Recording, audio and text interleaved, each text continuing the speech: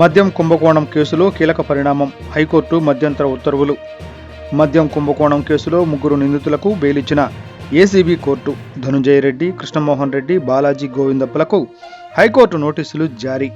మద్యం కుంభకోణం కేసులో 3 నిందితులు ధనుంజయ రెడ్డి A31, కృష్ణమోహన్ రెడ్డి A32, బాలాజీ గోవిందప్ప A33లకు డిఫాల్ట్ బెయిల్ ఇస్తూ ఏసీబీ కోర్టు జారీ చేసిన ఉత్తర్వుల విషయంలో హైకోర్టు కీలక పరిణామం చోటు చేసుకుంది.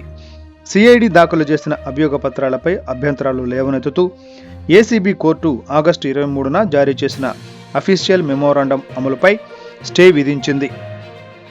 అంతేకాక బెయిల్ ఉత్తర్వులలో ఏసీబీ కోర్టు ప్రస్తావించిన ఫైండింగ్స్ పలు అంశాలను సైతం స్టే చేసింది.